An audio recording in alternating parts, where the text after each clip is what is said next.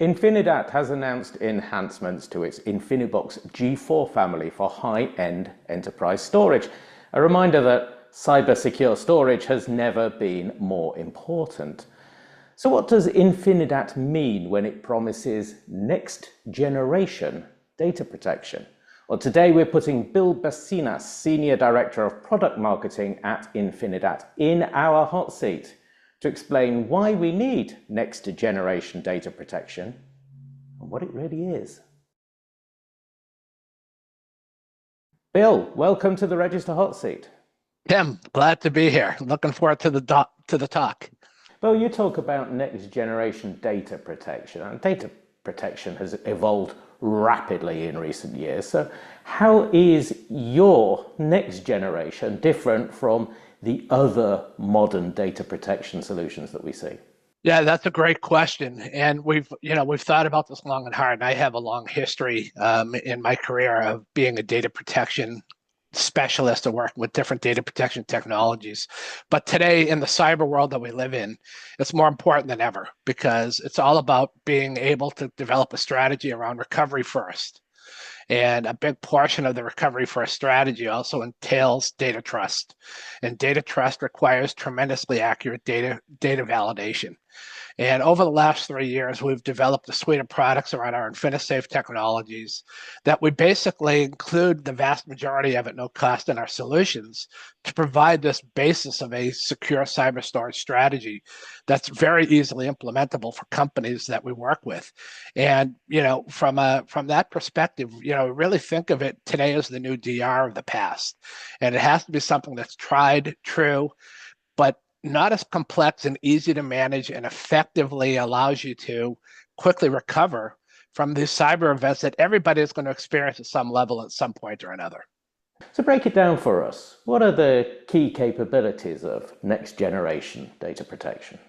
Yeah, we more or less see it in the area of a few different spots. And from a core development perspective, we look at it as immutability. Immutability is hugely important in being able to make sure that your data sets are in fact truly immutable. We have no backdoors to our data sets. You can't delete them. They expire on their own. But that is the keystone to making sure this all happens. Being able to then take that further and being able to give you an easy way to orchestrate doing that in a number of different ways, and then adding elements in it like being able to raise that in what we call a fenced forensic environment, that clean room environment that's outside the public purview of where data compromise may have happened, or network compromise, or whatever the case may be. And then thirdly, it's really around being able to validate the data and having a consistent set of tools that gives you very deep analytical and granular validation of the data itself, and being able to make sure that you know that exactly what data is clean, what might have been compromised. And really the last couple of elements there are really around recovery. And when you think about recovery, it's not a matter of streaming it back from some kind of tertiary site. We've built our entire strategy to live as close to the production data as possible on the array itself, with the immutable snapshots, et cetera. So literally when it comes time to a point where you have to recover, it's a point and click procedure. And we literally guarantee a recovery time on our primary storage platforms of a minute or less. And in reality, by the time you click the mouse and the screen updates, the data is actually put back. So those are the core elements. The last piece of this that we've added on in the last year is really about ecosystem integration and being able to involve the storage stack in knowing and being able to see and respond to what's going on in the vast ecosystem of cybersecurity that customers have installed. And we've created an element called InfiniSafe ACP, Automated Cyber Protection, which allows us to integrate and trigger protection from other things going on in the environment that the storage has no line of sight to. So when you take all of that and put it all together, we really come up with an end-to-end comprehensive capability that covers everything from protection of the data to the easy recovery of the data. Your customers are all investing heavily in cyber protection at the moment. Why is a recovery-first strategy still important? Yeah, fantastic question because it takes too long otherwise, right? And and again, I'm an old backup guy from way back in the early 90s. So, it's something near and dear to my heart. But, today it's all about time. Time is money.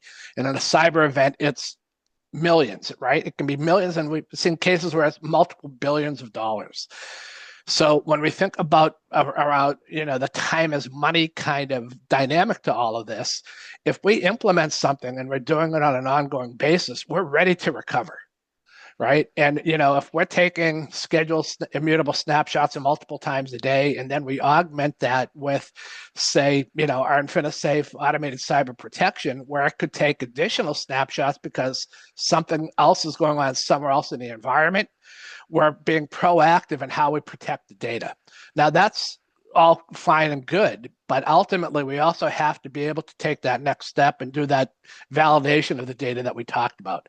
Because otherwise, if you don't validate the data, you don't know what you're recovering, right? You might be recovering the same bad data that was already affected. So by being able to have that proactive element, and with our InfiniSafe cyber detection, it will go and periodically pull and look for those new snapshots and automatically queue them and do that deep forensic scan on the particular data. And you very clearly know exactly what's good and what's not. And if you have fully clean backups, literally all you have to do is go to the console, point, click, and recover it. How important is automation in what you do? And what can be automated? What should be automated? Everything in a nutshell, as much as you can be, right? Sometimes it's easier said than done, but that was a lot of forethought that we've really put into this entire strategy over the last 3 years.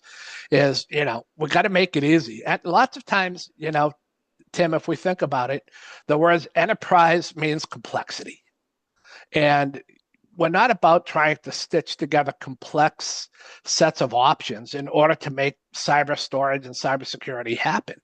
It's really about a tightly integrated process, again, that we've built into the product. So a lot of it's there. And all that automation and orchestration is automatically there. You really have to do nothing else to get it, right? Maybe some integration into the broader ecosystem, if you will, if you're interested in doing that. But otherwise, everything else is automated for you. We can help automate that piece with our customers as well. So that's hugely important, right? Because you don't want to think about it. When we have human intervention means time, and it may mean errors. And if we can orchestrate all of this stuff, and what I like to call at the speed of compute, we have a much, much more predictable outcome. And that's really what it comes down to. Bill, as you know, some things never change, and recovery point and recovery time objectives are still how we measure what data protection vendors like you can do. So, what point in time and how quick? Yeah, well, we kind of hinted at some of the how quick. So the point in time is really dependent on how often they take the snapshots, protect the data. But again, that's our technology, our snapshot technology is some of the best in the industry. It's completely unintrusive to the storage system. It's completely unintrusive to the workload and application, and it can be done really as often as people want.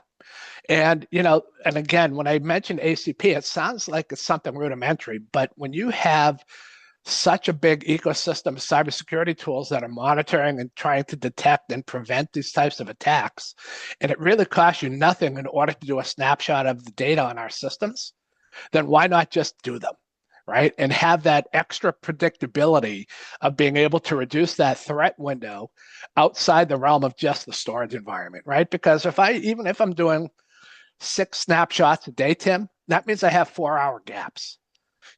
4 hours in some cases can be a huge effect to a company and how they recover from. So if I can, take them, we have one financial customer that does them every 15 minutes. Maybe that's extreme, but the fact of the matter is it's all within the realm of possibility. And then, again, it doesn't matter how many you do, because you have to validate them and you have to make sure that you're recovering clean data, right? That comes down to the recovery time objective, and we guarantee that. We guarantee that on our primary storage systems of a minute or less. And our snapshots, again, are so efficient, they're in memory, and it's literally point click and recover a volume of any size. So sum this up for me, Bill. What's changed? What's new with this release? The mindset, and I don't know that it's all fully changed. The technology has been there, right? Snapshots, immutable snapshots have been around for a long time, right? All the primary storage systems and other technologies have had different elements of it. I think the biggest change is the mindset and how we have to think about approaching the problem.